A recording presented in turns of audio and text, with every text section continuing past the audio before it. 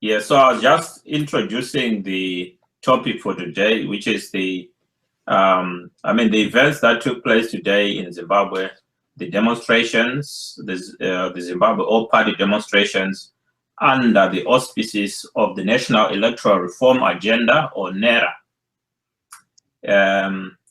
Why? First of all, we know that the police initially refused to allow the demonstrations to go on, even after an application had been made in time. Eventually, I'm not sure whether they did agree, but I think they did. Maybe you can confirm that. And I think maybe you can comment on why the police continue to refuse to give people that want to demonstrate that right without having to go to the courts all the time. Yes, good evening, Derek, and good evening, our distinguished viewers from all corners of the world. There are two theories to the reason why the police continue to block peaceful demonstrations. The first one is that again, we know Chihuri is a ZANU-PF apologist, and he has not even shied away from it. And he is trying to stifle any peaceful demonstration. And again, the police, as you are very well aware, and Chihuri is the commissioner of police. The other one is actually the fact that Robert Mugabe and the ZANU-PF government trying to show to the world that there's separation of powers between the government and the courts, trying to hoodwink the international community that there's a rule of law, and that if the High Court can then pronounce the right of peaceful demonstrations, then the government would accept that as a valid separation of powers. But let me also hasten to say that it is unnecessary, in the sense that the new constitution allows peaceful demonstrations by citizens, civic groups, and also political parties. And all they need to do is to notify, not necessarily to seek sanction from the government. In which case, even if the government or the police had actually said they will not allow the peaceful marchers, they would give reason either to say, well, on the basis that we do not have enough security to cover your march demonstrations. But the next question will be, not enough security to cover or to protect the marchers against who? Is it against the government? Is it against the police? Is it against the ZANU-PF supporters? And why would the police allow the ZANU-PF supporters to block a legally endorsed marching? So yes, so these are the two theories, and I think if the truth is to be said, that both theories are right and both theories are at work, and they will continue to, as the people of Zimbabwe, to exercise our rights through the courts and through the constitution. Okay, I know that, okay, you've already touched on the waste of resources, that the government is simply wasting resources by initially refusing to allow the demonstrations to go ahead. and then finally just let them go ahead in the last minute, maybe also to cast doubt and maybe reduce the number of people who might turn up. Maybe that's the reason why. When the My Zimbabwe campaign, hashtag My Zimbabwe by MDCT Youth was launched 2 days ago, there was violence, there was also looting. Do you think that the looting could be avoided? Oh, indeed. I mean, it's like I don't want to believe, and I have no evidence that there was looting yesterday when My Zimbabwe was launched. Yes, I've got information that a specific a chain of supermarket was targeted, basically because it is owned by the vice president, the current vice president, and also the stalwarts of ZANU-PF. Suffice to say, not more than just an attack of that supermarket, as far as I'm concerned. I could be wrong, but overwhelming information that I have at hand is that it was only targeted as basically we saw the handedness of the police being sent by the government to beat up people. We saw serious injuries being inflicted to peaceful marchers.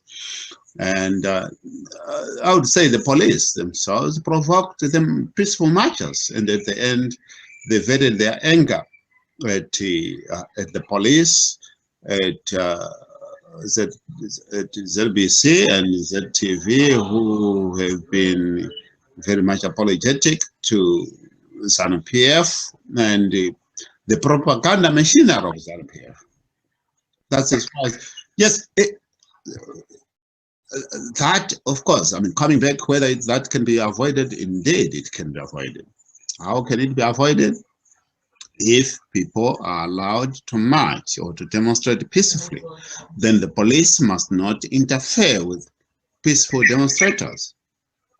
Yes, there are also rumors that probably it was the work of some elements from the ruling party itself, which may have been maybe asked to do that, so that the march today would not be allowed, because then they would give as a reason to say there was violence, there was looting in the other demonstration, therefore we're not allowing this one to go through. Those are what some people have been saying on social media.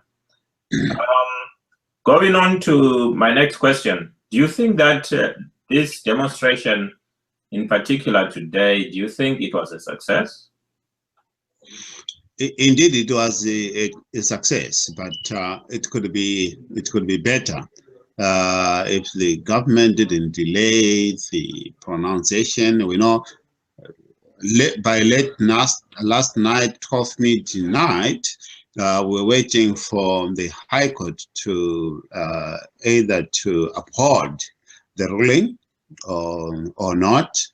And unfortunately, the High Court yesterday evening, then they postponed it to today in the morning. And mind you, I need to remind our viewers out there and also the government that this was not an MDC demonstration.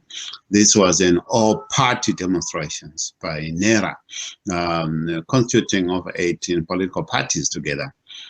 And these political parties have communicated to their support base across the country, and the people were there. They were waiting for instructions from their leadership, and we didn't anticipate that the government, the police, such for demonstration, and by curtailing and banning and postponing or delaying the process, then eventually we had this building up of pressure and the impatience by the youth who they didn't come to Harare with an intention to cause havoc or to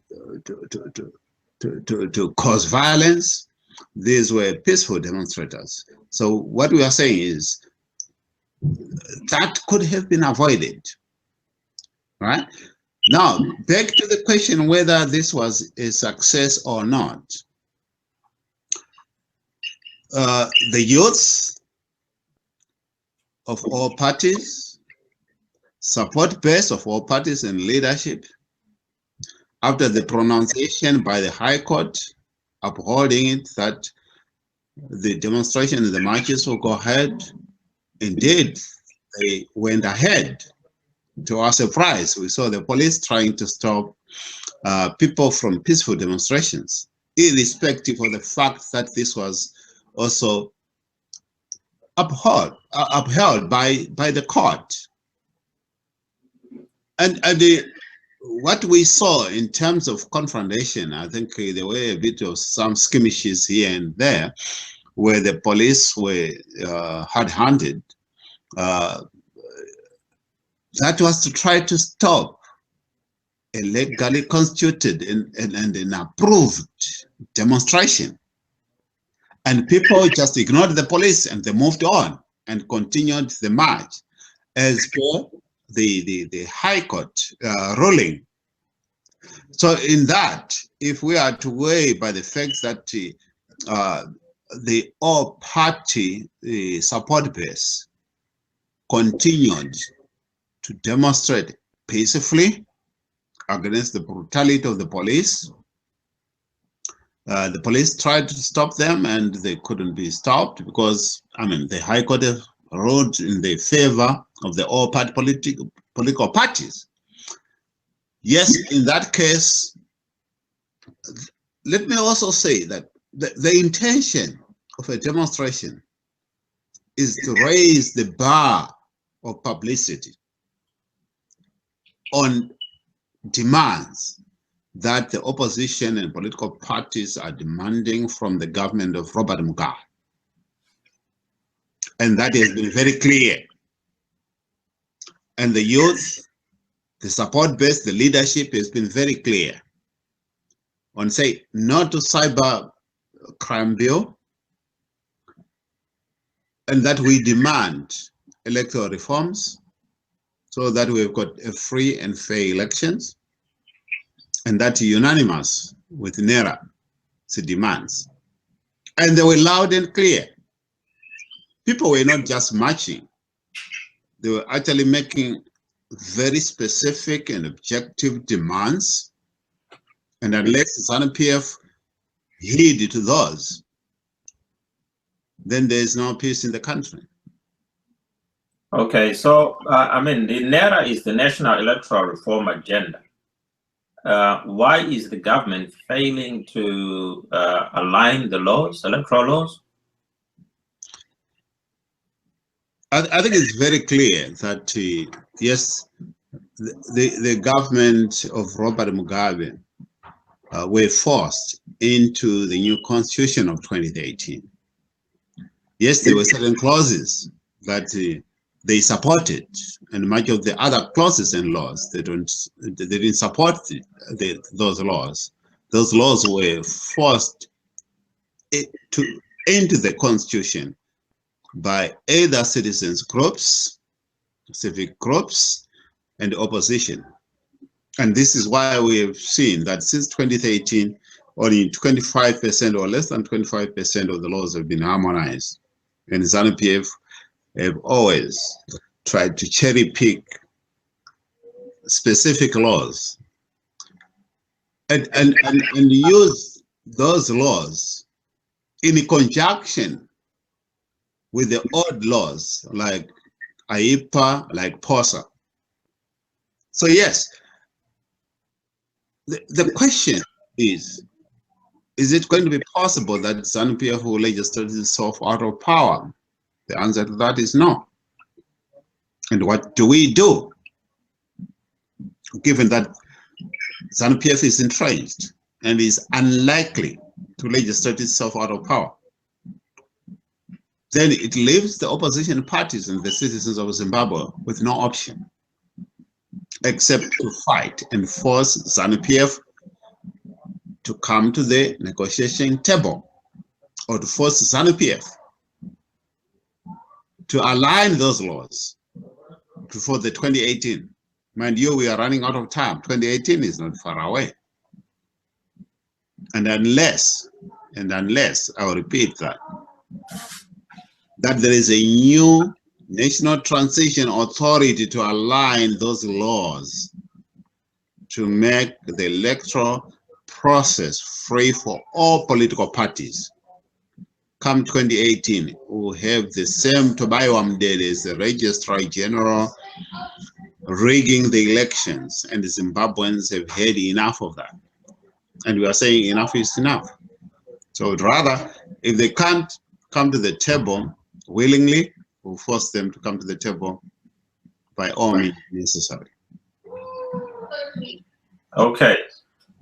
So we also know that the president left for Mbabane, Swaziland today, amid all the chaos which was taking place in the town, and apparently sirens were off. Maybe he was not trying to attract too much attention on a day like this one.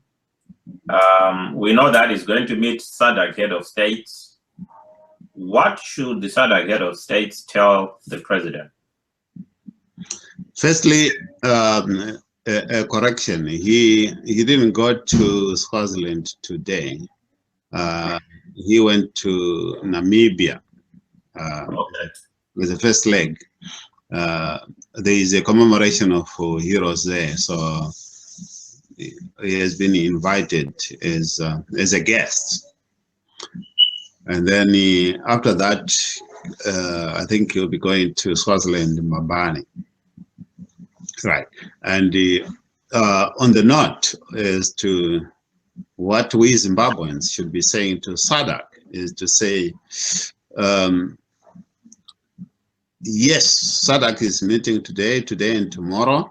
We've got the Council of Ministers, who are the foreign ministers of the SADC member states, preparing for draft of what is going to be discussed on the 30th and the 31st of August, which is the Tuesday and Wednesday next week, where heads of states will meet, including Robert Mugabe.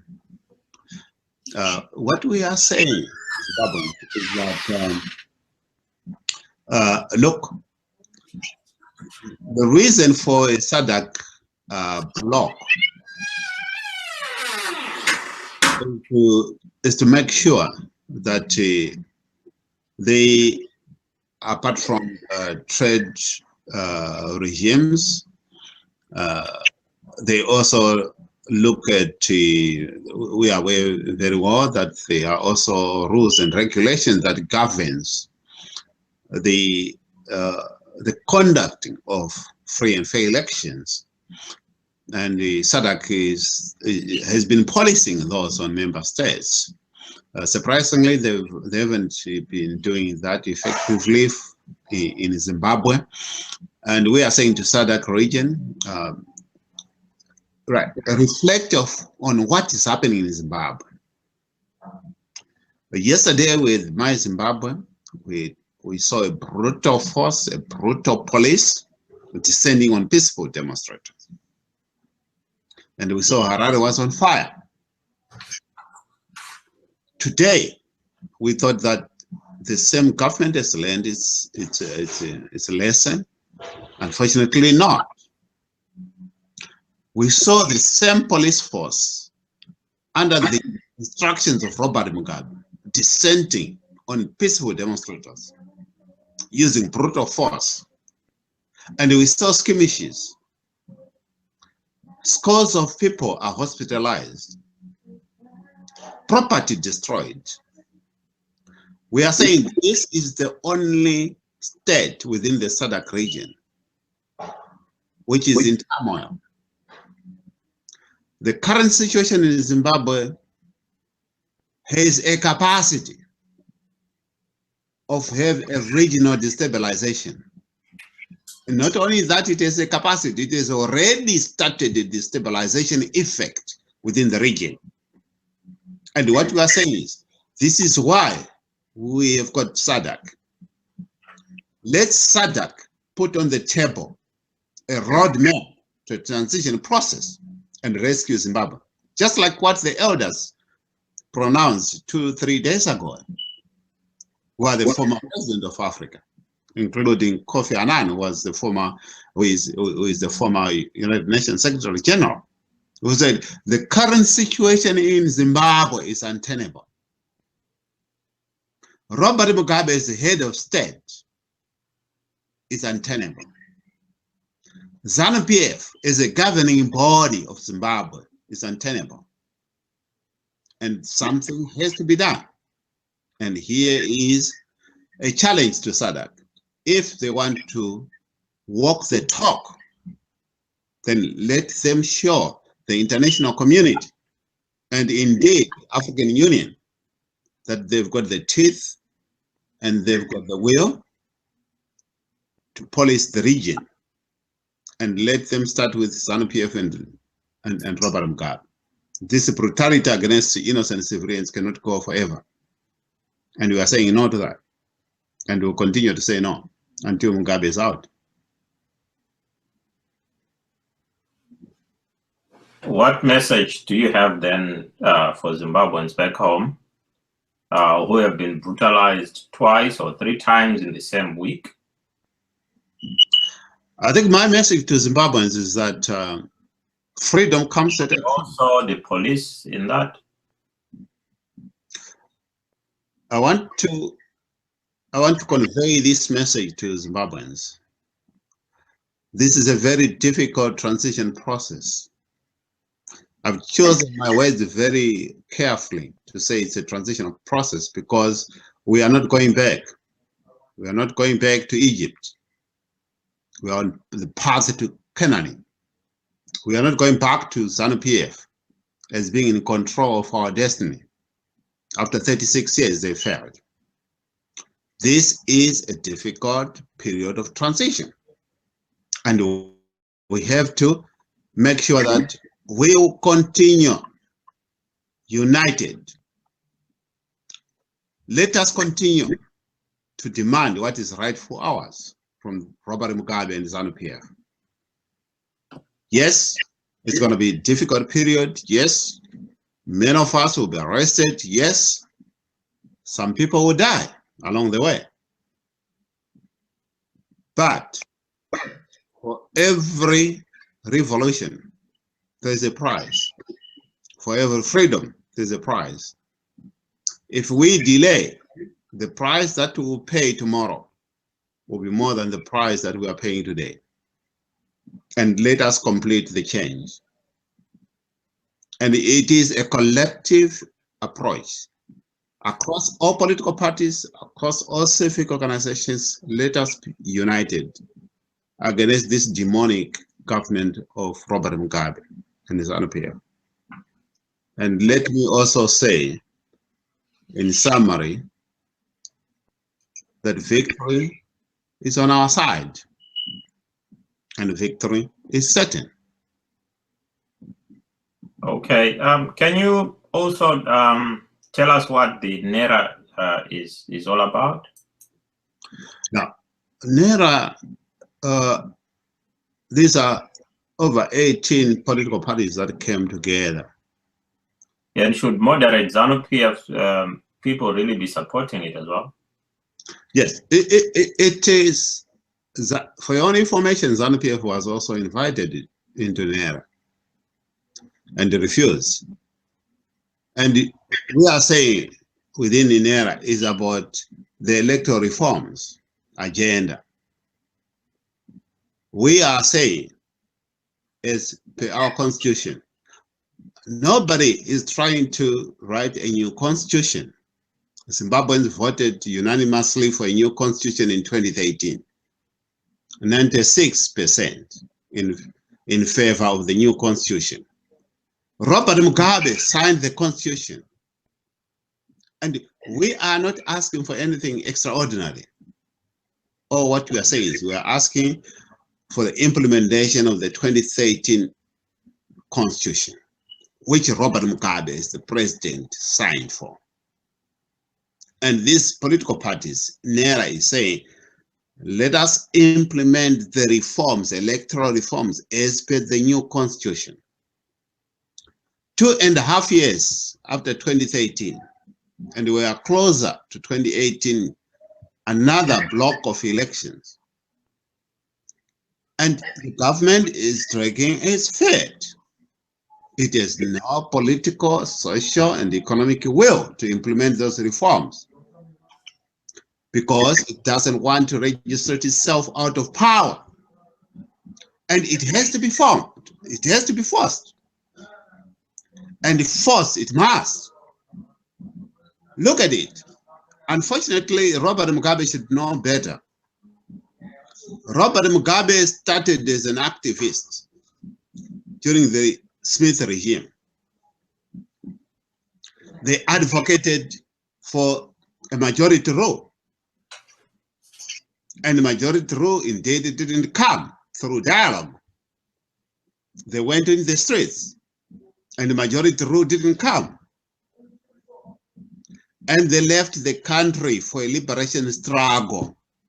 And it was only through the barrel of the gun, through the struggle, that eventually majority rule came to Zimbabwe. Robert Mugabe and ZANU-PF knows it very well.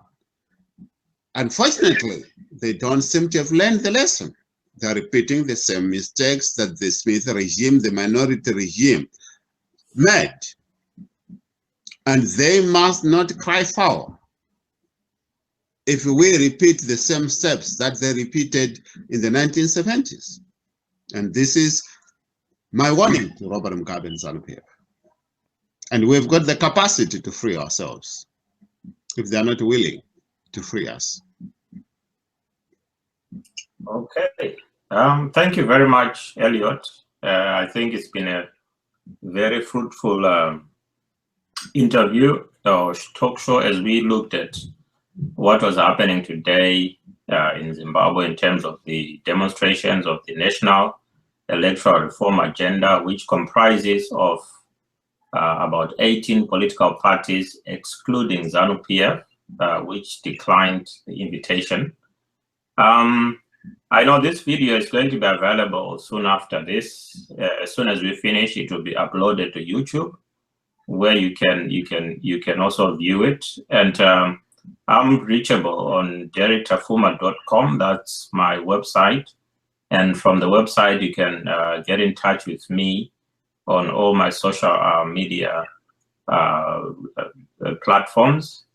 And I'm using the hashtag #AskDerriktafuma, where you can ask me anything on politics, on physics, and also anything else that you might want to ask. Now, Elliot, how can you be reached? Yeah, before announcing how the our viewers can reach me out, I would like also to announce that NERA will be having another demonstration next week on Friday, given the scenario that this one was disrupted because the High Court pronounced it a bit late. So yes, next week, same time on Friday, all these political parties will also be demonstrating. And so, aluta continua. Also on Friday, we're going to have another video, live video cast like this one to comment. Elliot, I'm sure you'll be available. So we can also comment on what would have transpired maybe during the course of the week, because I know some people have probably been arrested today, and I know some have already been released without charge. So on Friday, we'll be looking again at what will transpired both during the week and on the day in question. Indeed, I'll be available until Mugabe goes. So don't worry about that. I can offer myself for free to the Zimbabwean struggle until Mugabe goes. In terms of how our viewers can reach me, I'm on YouTube, so they can search using Pfebve on YouTube.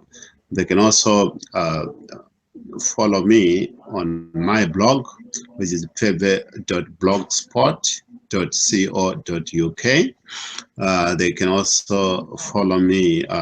Most of our viewers, I think they are already following me on Facebook. It's a very active page with thousands and thousands of people following me and commenting and interacting with me. You can also follow me on Twitter. You can also interact with us, hashtag MDC Diplomacy, because I'm also head of diplomatic cause within the European Union for MDC. Again, you can Google me. I write various articles. I'm quoted in various newspapers globally. So yes, thank you all viewers. Thank you, viewers. We'll see you. I think we might do a Facebook Live on Monday. Elliot? Yes, indeed. Yeah.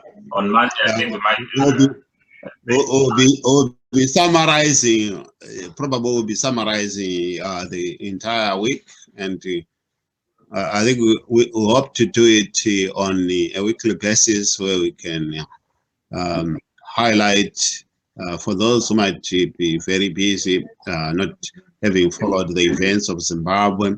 We'll be able to summarize to you on what has been happening on the ground, as we've got to, at least we are privileged to be in the office that interact with people on the ground. So yes, and we intend to give an informed position, a balancing, I'll have to say a balanced informed position to our viewers out. Okay, thank you very much. So viewers, we will see you either next Friday. If you're on Facebook, we'll see you on Monday towards the afternoon. We'll do a joint Facebook Live. Elliot's Facebook page or on my Facebook wall. Thank you very much. Thank you very much, Elliot. Thank you. Okay.